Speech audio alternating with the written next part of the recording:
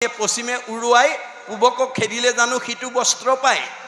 আপোনাৰ কাপোৰখন বতাহে পশ্চিম ফালে উৰুৱাই নিছে, আপুনি যদি পূব ফালে দৌৰি থাকে কোনোবা দিন জানো পাব? নাপায়। সেই ঠিক তেনেকৈ আপোনাৰ বা মোৰ মনটো যদি লগত নিব নোৱাৰা ধন সম্পত্তি পিছৰ ফালে যদি গৈ থাকে, তেতিয়া মই কেতিয়াও ঈশ্বৰত ভক্তি কৰি মুক্তি পাব নোৱাৰিম। সেইকাৰণে গুৰুজনে কৈছে, যত দিব্য ঘৰ বাৰী বস্ত্ৰ অলংকাৰ সবেও নুপুৰে মন এক লোভিয়াৰ। আমাৰ মনটো যদি লগত নিব নোৱাৰা ধন সম্পত্তি লোভত পৰে, আমি কেতিয়াও সুখী হ'ব নোৱাৰোঁ। আমাক একো বস্তুৰে জোৰা নমৰা হয়। আমাৰ মনটো সদায় অসন্তুষ্ট হৈ থাকে। অসন্তুষ্ট প্ৰাণীৰ নখন্দে মনৰ দুখ, তলুইকৰ লক্ষ্মী পাইলে নাহি তাৰ সুখ। যাৰ মনটো অসন্তোষীয়া তাক তলুইকৰ সম্পত্তিও শান্তি দিব নোৱাৰে। তেতিয়াহ'লে উপায় কি হ'ব? গুৰুজনে উপায় দিছে ভাগৱতৰ মাজেদি। যেহি পাৱে তাতে মহাতুষ্ট হুৱে মন, তেবেশে বিপ্ৰৰ তেজ বাঢ়ে অনৈক্ষণ। আপুনি কৰ্ম কৰি এই বিৰিঙাটি গাঁৱত আপোনাক য'ত ভগৱানে প্ৰতিষ্ঠা কৰিছে, কৰ্ম কৰি যি ফল পাইছে, ভক্তিৰ দ্বাৰা তাতেই সন্তুষ্ট থাকি সুখে দুখে মুখে জোনো চাৰে ৰাম নাম। সকলো সময়তে যদি ঈশ্বৰৰ নাম ল'ব পাৰে, তেজ মানে শক্তি, তেজ মানে প্ৰভাৱ, তেজ মানে প্ৰতিভা, তেজ মানে চেহেৰা, তেজ মানে কমনীয়তা, তেজ মানে পৰমায়ুস বৃদ্ধি হ'ব।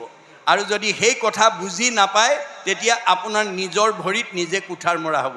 আমাৰ দাৰ্শনিক পণ্ডিতে কৈছে, we must concentrate as much as we get from God. ভগৱানে আমাক পূৰ্ব পুণ্যৰ ফলে যি দিছে, বিৰিঙাবাৰী গাঁৱত বসবাস কৰি আমাক যি দিছে, আমি তাতেই ভক্তিৰ দ্বাৰা সন্তুষ্ট থাকি ঈশ্বৰৰ নাম ল'বলৈ শিকিব লাগে। যদি আমি সেই কথা নাজানো, তেতিয়াহ'লে আমাৰ নিজৰ ভৰিত নিজে কুঠাৰ মৰা হ'ব। আজি ভাগৱতৰ এই দৰ্শন নজনাৰ কাৰণে ভগৱন্তই দিয়া উচ্চপদস্থ চাকৰিত বহুত মানুহ সন্তুষ্ট নাথাকি নিজাববীয়াকৈ আনক অন্যায় ঠগ প্ৰবঞ্চনা কৰি বেছি সুখী আৰু ধনী হ'বলৈ গৈ ৰঙা ঘৰৰ অতিথি হ'ব লগা হৈছে। আৰু বহুতে চাকৰিৰ পৰা নিলম্বন হ'ব লগা হৈছে। গতিকে ভাগৱতৰ দৰ্শন জনা কোনো উচ্চপদস্থ চাকৰিয়ালে মানে ৰঙা ঘৰৰ অতিথি হ'ব নালাগে আৰু চাকৰিৰ পৰা নিলম্বন হ'ব নালাগে। সেইকাৰণে সকলো বিদ্যাৱন্ত জ্ঞানৱন্ত লোকেও যাতে ভাগৱত শ্ৰৱণ কৰি আমাৰ নিজক যাতে আমি সংস্কাৰ কৰিব পাৰোঁ, তাৰ কাৰণে আজিৰ দৰে অনুষ্ঠান আমি প্ৰত্যেকখন ঘৰতে অনুষ্ঠিত কৰাৰ কাৰণে আমি আগবাঢ়ি আহিব লাগিব। তেতিয়া আপোনালোকে ক'ব নোৱাৰাকৈ ভগৱন্তই কেনেকৈ দিব। আপুনি এগুণ দিব, তেওঁ অনন্ত গুণ দিব। আপুনি দুহাতে দিব, তেওঁ চাৰি হাতে দিব। যাৰ কাৰণে দ্ৰৌপদীৰ ক্ষেত্ৰত এই প্ৰমাণ দেখুৱাই থৈ গৈছে যে মহাপুৰুষ ভগৱন্ত কৃষ্ণৰ 16,108 গৰাকী ভাৰ্যা, তাৰ ভিতৰত 8 গৰাকী চবতকৈ ধুনীয়া। কৃষ্ণই বাকী সকলতকৈ 8 গৰাকীক বেছি ভাল পায়, তেওঁলোকক অষ্টমহিষী বুলি কোৱা হয়। সেই 8 গৰাকীতকৈ আকৌ দ্ৰৌপদীক বেছি ভাল পায়। এই কথাটো জানি 8 গৰাকীৰ মনত অসন্তোষ, ক্ষোভ। আমি ইমান ধুনীয়া ধুনীয়া 8 গৰাকী থাকোঁতে এওঁ আকৌ দ্ৰৌপদীকো ভাল পায়। কৃষ্ণ চবৰে হৃদয়তে থাকে, কোনে কি ভাবে চব জানে। মই কিয় দ্ৰৌপদীক ভাল পাওঁ, এই কথাটো যদি মই বাস্তৱ উদাহৰণৰ দ্বাৰা এওঁলোকক দেখুৱাই থৈ যাব নোৱাৰোঁ, অনাগত দিনত এই বিষয়ে লৈ তেওঁলোকে মোৰ ওপৰত জেদ কৰি থাকিব, ক্ষোভ কৰি থাকিব। গতিকে 8 গৰাকীক সংস্কাৰ কৰাৰ উদ্দেশ্যে তাৎক্ষণিকভাৱে এটা কৰ্ম আঁচনি যুগুত কৰি লৈ দ্ৰৌপদীক আমন্ত্ৰণ কৰিছে আৰু অস্ত্ৰ পৰিচালনা কৰি আছে। অস্ত্ৰ পৰিচালনা কৰি থাকোঁতে হঠাৎ অস্ত্ৰ লাগি আঙুলি কাটি তেজ ওলাবলৈ ধৰিলে। কৃষ্ণৰ আঙুলি তেজ ওলোৱা দেখি 8 গৰাকীয়ে ফটা কাপোৰ বিচাৰি ভিতৰ সোমালে। কিন্তু সেই সময়তে দ্ৰৌপদী আহি তেওঁৰ সন্মুখত উপস্থিত হ'ল। দ্ৰৌপদীয়ে কৃষ্ণৰ আঙুলি তেজ ওলোৱা দেখি অকণো অপেক্ষা নকৰি পিন্ধি যোৱা শাৰীখনৰ আঁচল এটা ফালি তৎক্ষণাত কৃষ্ণৰ আঙুলি বান্ধি তেজ ৰাখি দিলে। 8 গৰাকীয়ে ফটা কাপোৰ লৈ আহি দেখে দ্ৰৌপদীয়ে কৃষ্ণৰ আঙুলি বান্ধিলে। ভালেতো এওঁক ভাল পায়। সেইদিনাহে গম পাইছে যে আচলতে কৃষ্ণই দৈহিকভাৱে নহয়, ভক্তিত ভাল পায়। তেওঁলোক সংস্কাৰ হৈ গ'ল, কিন্তু দ্ৰৌপদীৰ এটুকুৰা বস্ত্ৰ ধাৰ লাগিলে।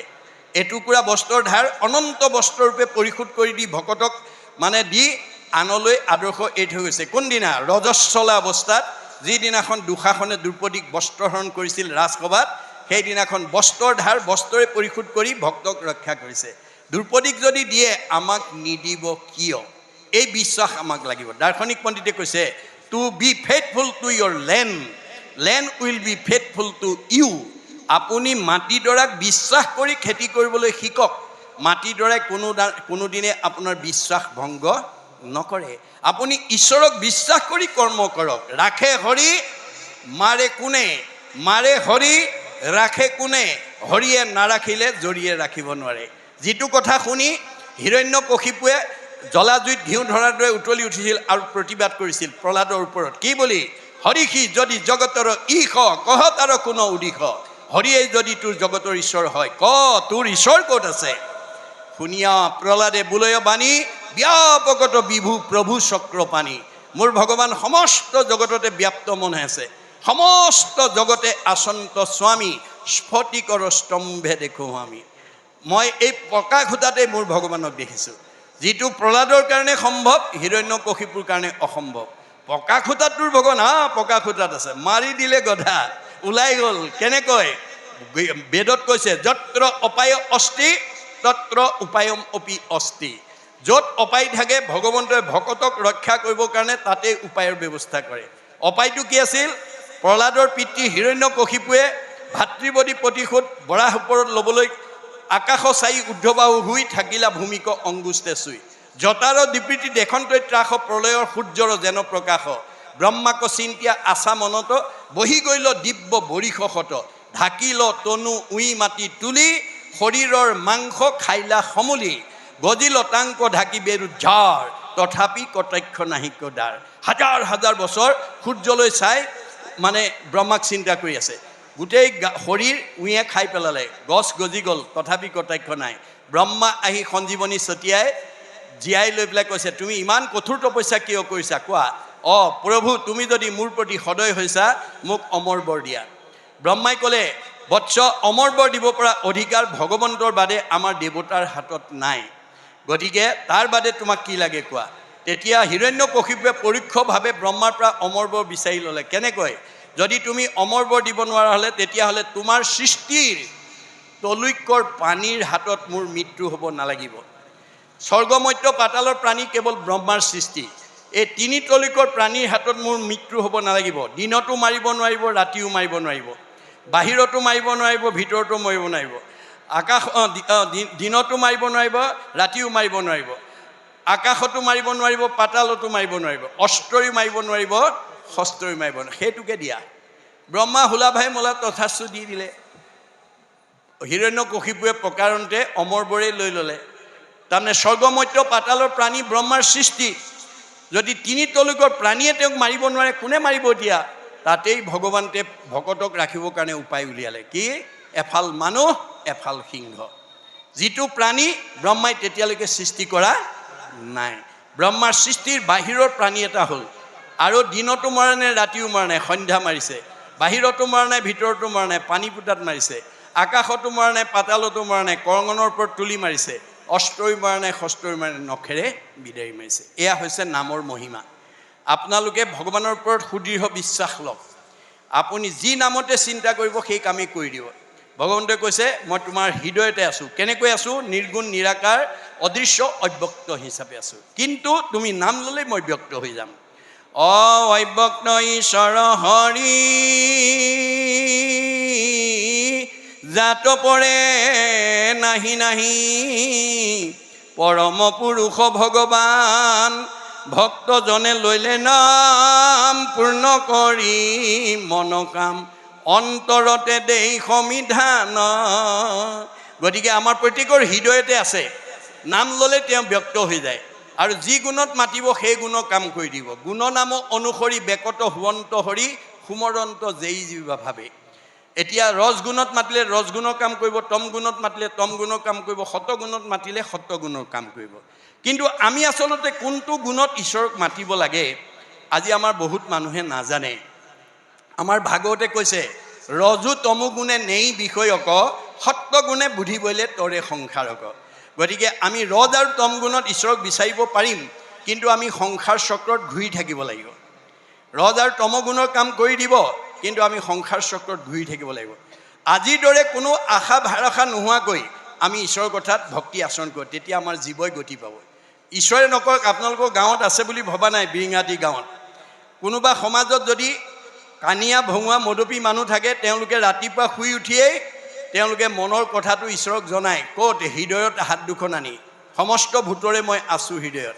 হাত দুখন আনি কয় প্ৰভু এচিলিম খোৱাবাৰ ৰাতিপুৱা শুই উঠিয়ে আৰু দেই বিচনাতে হাত দুখন বুকলৈ আনি প্ৰভুক কয় প্ৰভু এচিলিম খোৱাবাৰ মদপীয়ে কয় প্ৰভু এগিলাচ খোৱাবাৰ ভগৱানে কৈছে হ'ব দে তই ৰাতিপুৱাই যেতিয়া দৰখাস্ত দিলি তই ভাতেই খাবলৈ নাপাবি তথাপিও তোক এচিলিম খুৱামি তই ভাতেই খাব নাপাবি তোক এগিলাচ খুৱামি আৰু গতিকে এই তমগুণী মানুহবিলাকে ৰাতিপুৱাই ভগৱন্তক দৰখাস্ত দি দিয়ে ৰজগুণী মানুহবিলাকে কি বিচাৰে ধনং দেহি বিদ্যাং দেহি যশং দেহি পুত্ৰং দেহি ভাৰ্যাং দেহি লগত নিব নোৱাৰা ধন সম্পত্তি বিচাৰি থাকে ভগৱানে কৈছে হ'ব মই দি আছোঁ কিন্তু তুমি ঘূৰি থাকিব লাগিব যাৰ কাৰণে মহাভাৰতৰ যুদ্ধৰ পিছত কৃষ্ণই যেতিয়া কুন্তীৰ ওচৰত পেহীয়েকৰ ওচৰত বিদায় ল'বলৈ গৈছিল পেহীয়েকক কৈছিল পেহীদেউ তোমালোকক কৰিবলগীয়া সকলো কাম কৰিলোঁ এতিয়া মই মোৰ বংশত অথন্তৰ হৈছে মই তালৈকে যাব ওলাইছোঁ গতিকে যোৱাৰ আগতে তোমাক মই কিবা এটা দি যাওঁ বুলি ভাবিছোঁ তোমাক কি লাগে কোৱা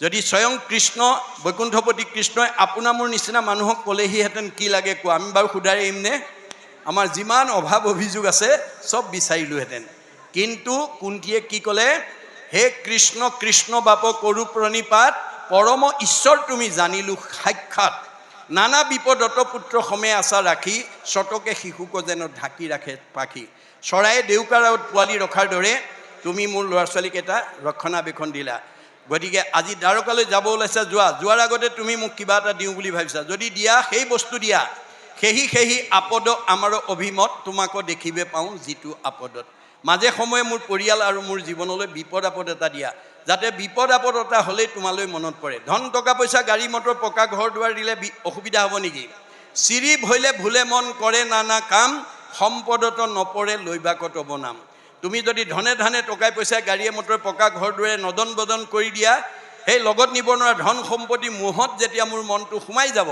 তেতিয়া মই ভকতৰ গুৰিলৈ যাব নোৱাৰিম ঈশ্বৰৰ নাম ল'ব নোৱাৰিম গুৰু সেৱা কৰিব নোৱাৰিম গতিকে যিটো ঐশ্বৰ্যক পালে তোমাকো পাখৰে এতেকে তাহাক নবাঞ্চয় সাধুনৰে সন্ত মহন্ত ভক্তসকলে ভগৱানৰ পৰা ধন টকা পইচা নিবিচাৰে নমাগো সুখ ভোগ নমাগো মুকুতি তোমাৰ চৰণে মাত্ৰ থাকুক ভুকতি মনত ৰাখিব কথাটো আপুনি ভগৱানক একো বিচাৰিব নালাগে মাত্ৰ তোমাৰ চৰণত মোক মতি থাকক বুলি ক'ব গতিকে অৰ্জুনক কৈছে কৰ্মাণি অধিকাৰ অস্তি অৰ্জুন তোমাক মই কামৰ অধিকাৰ দিলোঁ মা ফল কদাচন মোৰ পৰা কোনো ফল নিবিচাৰিবা তেতিয়া ভগৱন্তই কি কৈছে তুমি মোৰ পৰা কোনো ফল নিবিচাৰিবা মানে তেতিয়া অৰ্জুনে প্ৰতিবাদ কৰিছে যদি ফলেই বিচাৰিব নালাগে তোমাক আৰাধনা কৰাৰ মোৰ লাভেই বা কি তেতিয়া কৃষ্ণই কৈছে কৃষ্ণে বোলে শুনাত আৰু হেতু মহাবল নুখুজিলে ঈশ্বৰে আপুনি দেন্ত ফল অৰ্জুন তুমি মোৰ পৰা ফল বিচাৰিব নালাগে মই নুখোজাকে দিম নুখোজাকে দিয়া বোলে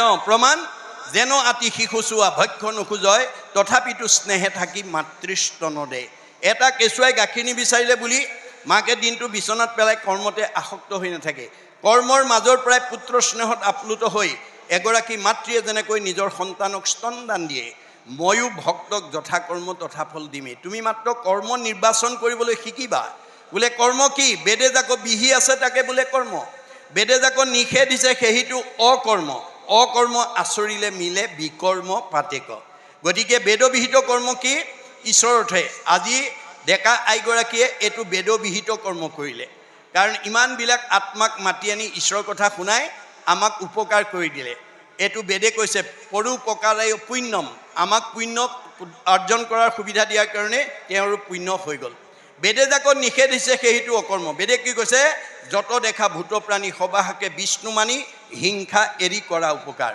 মই সকলোতে আছোঁ দেই মানে আত্মাৰূপে পাৰিলে কাৰোবাক উপকাৰ কৰিবা কাকো হিংসা নকৰিবা আৰু আপুনি যদি হিংসা কৰে তেতিয়া হ'ব অকৰ্ম আচৰিলে মিলে বিকৰ্ম পাতেক তেতিয়া আপোনাৰ জীৱনলৈ পাপ নামি আহিব আপুনি কাৰোবাক দুখ দিব পাৰিব সীমাঘৰীয়াক দিব পাৰিব ওচৰ চুবুৰীয়াক দিব পাৰিব সেইটো আপোনাৰ সমৰ্থ আছে বা আপোনাৰ যোগ্যতা আছে কিন্তু কি হ'ব পাপ হ'ব পাপ আয়ো পৰপীড়নম ভগৱানে কৈছে কাক দুখ দিছা চবতে দেখোন ময়ে আছোঁ মোকে দুখ দিবা মোকে আঘাত দিবা মোকে অন্যায় কৰিবা মোকে ঠগিবা মোৰে সীমা ঠেলিবা আকৌ তোমাক মই ভালে ৰাখিব লাগে নহ'ব ভাগৱত শুনি এই বেয়া স্বভাৱ এৰিবা বেয়া এৰি ভাল লোৱাটোৱেই বৈজ্ঞানিক দৃষ্টিভংগী আমি ভাগৱত শুনিবলৈ কিয় আহিব লাগে বেয়া এৰি ভাল ল'বৰ কাৰণে গতিকে আমাৰ দাৰ্শনিক পণ্ডিতে কৈছে bed is bed and good is good.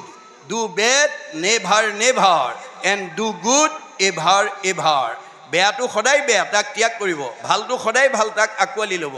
কপিলে মাকক কৈছে, জীৱৰ দুৰ্ভেদ্য পাশ সংগক কহয়, কিন্তু দুৰ্জনৰ সং তেজিবে লাগে। মা, তুমি যদি জীৱনত ভাল মানুহ হ'ব খুজিছা, বেয়া মানুহৰ সংগ ত্যাগ কৰিবা।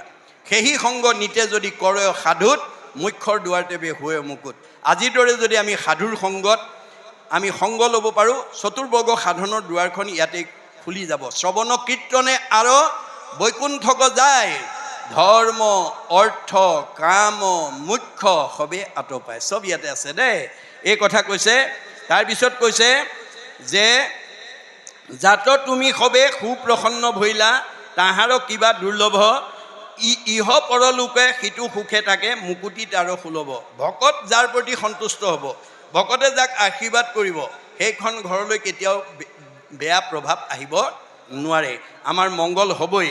তাৰপিছত কৈছে যিটো পুৰুষত বিপ্ৰ নিৰন্তৰ ভৈলন্ত তুষ্ট হৃদয়, ব্ৰহ্মা হৰ সমে দেৱ নাৰায়ণ তাহাৰ ভৈল সদয়। যে য'ত ভগৱন্ত মানে ভকত সন্তুষ্ট হ'ব, তাত চব সন্তুষ্ট হ'ব। যিজনৰ ত্ৰিপিটিত তুষ্ট হ'ব দেউ, জানিবা সিজন পিতৃ একক কৃষ্ণ দেৱ। আমাৰ সকলোৰে পিতৃ কৃষ্ণ। আমি সেই কৃষ্ণক যদি সন্তুষ্ট কৰোঁ, ৩৩ কোটি দেৱতা আপোনা আপুনি সন্তুষ্ট হৈ যাব। গতিকে আমাৰ ভাগৱতত কৈছে, যিটো জনে যাই হৰি নাম সেৱী, পাছত ফুৰে যত দেৱ দেৱী, যতেক তীৰ্থে তাক স্তুতি কৰৈ, তাৰ বায়ু পাপ সমস্ত হৰৈ। আপোনালোকে যাত্ৰাৰ কালত ল'ৰা ছোৱালীক কৃষ্ণ বুলি, ৰাম বুলি, হৰি বুলি ক'বলৈ শিকাব। আপোনালোকে জ্যেষ্ঠসকলে তাৰ প্ৰতি চকু দিব। কাৰণ আমাৰ যাত্ৰাৰ লগত কি থাকে, এটা লক্ষ্য বা উদ্দেশ্য থাকে। আৰু ৰাতিপুৱা শুই উঠাৰ পৰা গধূলা খোৱালৈকে কৰা কৰ্মবিলাকৰ মাজত আমাৰ এটা কামনা বা বাসনা সোমাই থাকে। আমাৰ কামনা বাসনা আৰু যাত্ৰাৰ লক্ষ্য আৰু উদ্দেশ্য কোনে পূৰণ কৰিব? একমাত্ৰ ভগৱানে পূৰণ কৰিব। মনত ৰাখিব কথাটো। গতিকে ভগৱানক এৰি আমি যাতে কোনো কাম কৰিব লগা নহয়। যত ধৰ্ম কৰ্ম কৰা কৃষ্ণত অৰ্পণ, তেবে অপ্ৰয়াসে সিজিবেক প্ৰয়োজন। গতিকে মই কৰিছোঁ বুলি ভাবি নকৰিব দেই। মই বুলি কৰিছোঁ বুলি ভাবিলে আমাৰ অৱস্থাটো যশোদাৰ নিচিনা হ'ব।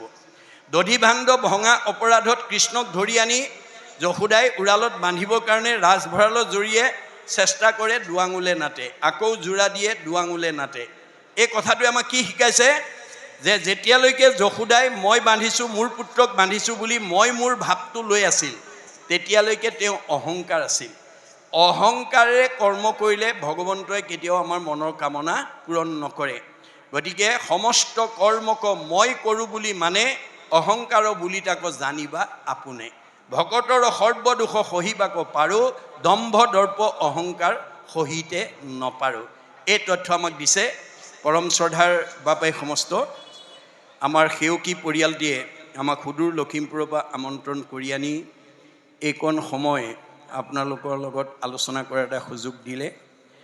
গতিকে মই আজিৰ আলোচনা ইমানতে আপোনালোকৰ মাজৰ পৰা বিদায় ল'ব খুজিছোঁ। মোৰ আৰু এটা দায়িত্ব বিশেষ আছে, যাবগৈ লাগিব।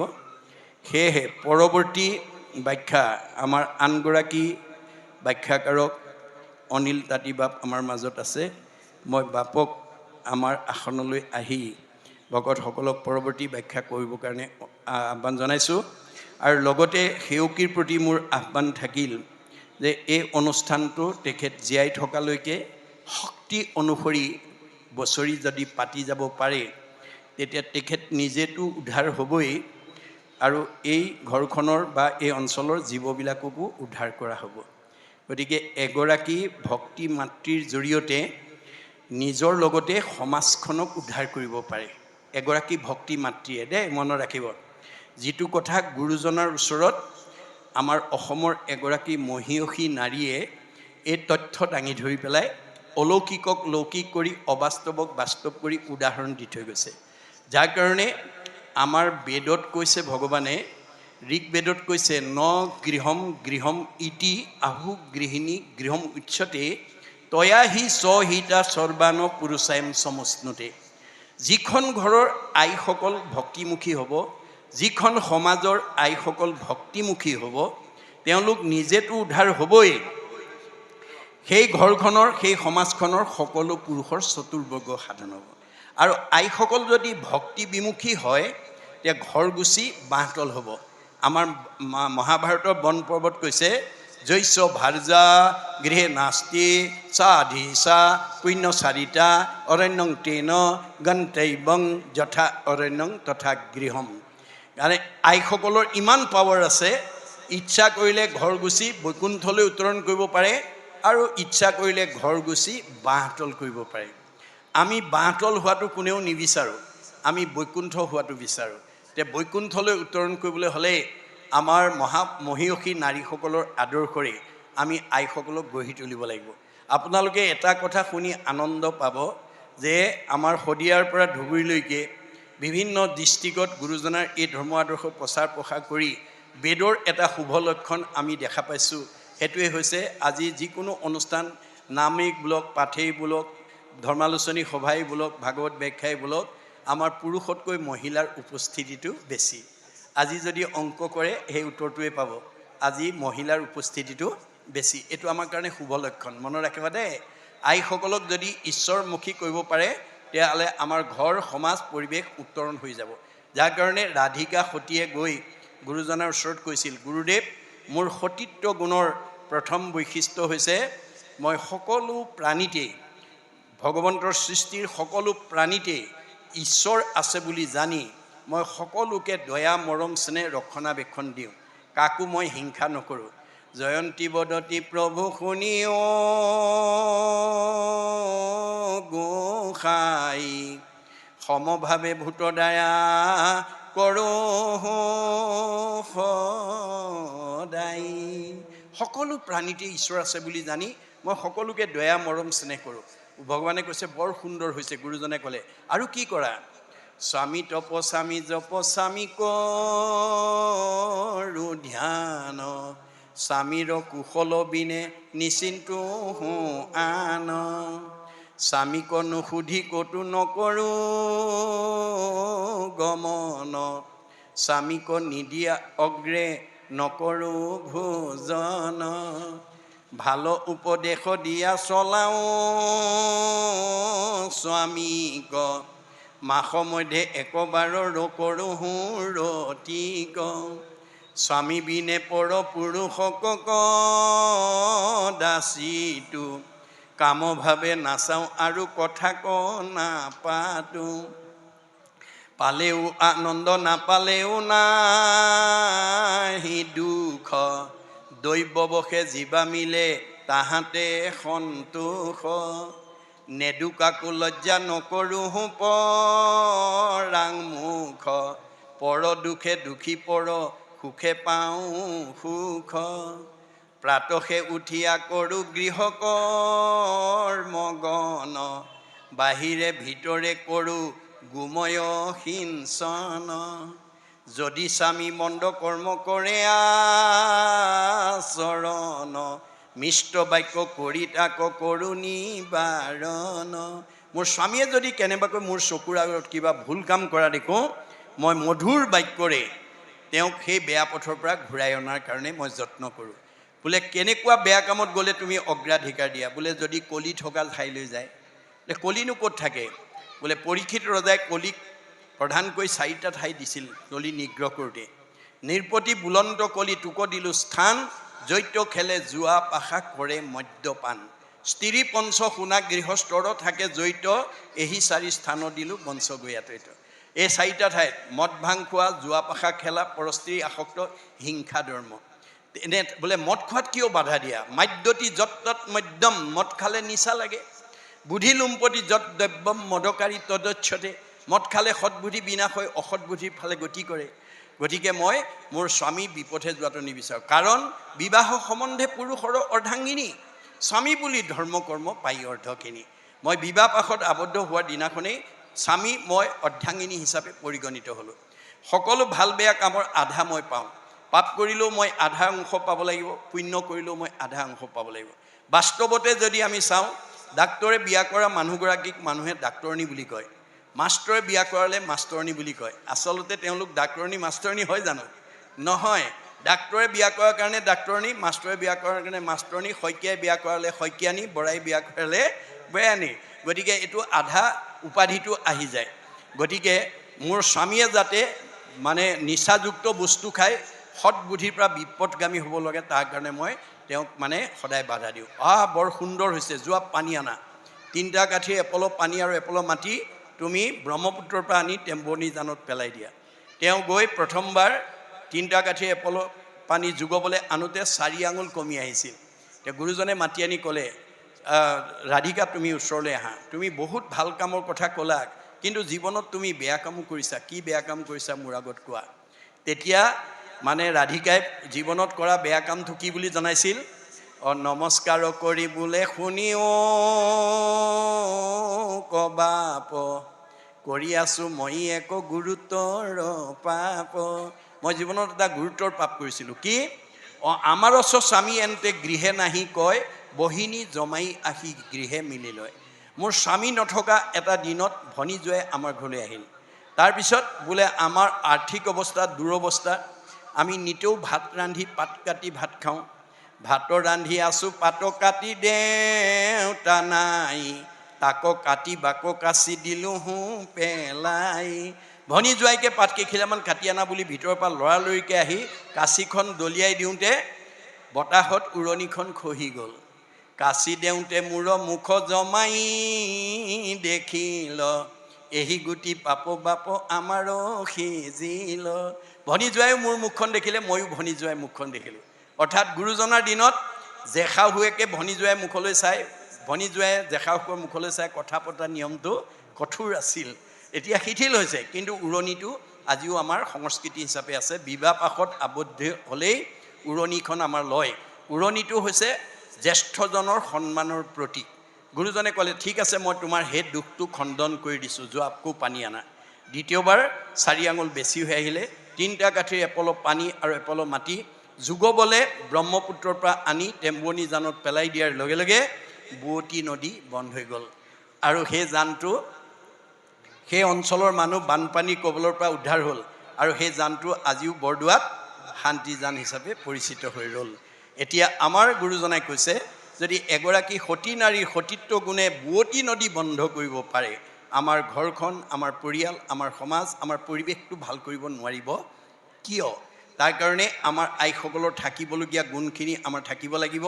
প্ৰধানকৈ আইসকলৰ গাত 7টা সৎগুণ থাকিব লাগে বুলি গীতাত কৃষ্ণই অৰ্জুনক কৈছে। আপোনালোকে যদি আজি ইয়াত বহি থকা কাৰোবাৰ 7টা গুণ আছে, ভাগ্যৱতী মহিলা, যদি কমি আছে পূৰাই ল'ব দেই। মই কৈ থৈ যাওঁ কি কি 7টা মানে গুণ আমাৰ আইসকলৰ গাত থাকিব লাগে বুলি কৃষ্ণই অৰ্জুনক কৈছে। 1 নম্বৰ কীৰ্তি, চিৰি বা কৈশ্য, নাৰী নাং, ধীতি, মেধা, ক্ষমা, স্মৃতি। বুজা নাই? এই 7টা গুণ থাকিব লাগিব। গতিকে 1 নম্বৰ গুণটো হৈছে কীৰ্তি, অৰ্থাৎ আইসকলৰ কামবিলাক আনৰ প্ৰশংসনীয় হ'ব লাগে। নিট এণ্ড ক্লিন, ডিচিপ্লিন, পৰিপাটিতাৰে কামবোৰ কৰাৰ মানে গুণটো আইসকলৰ গাত থাকিব লাগিব।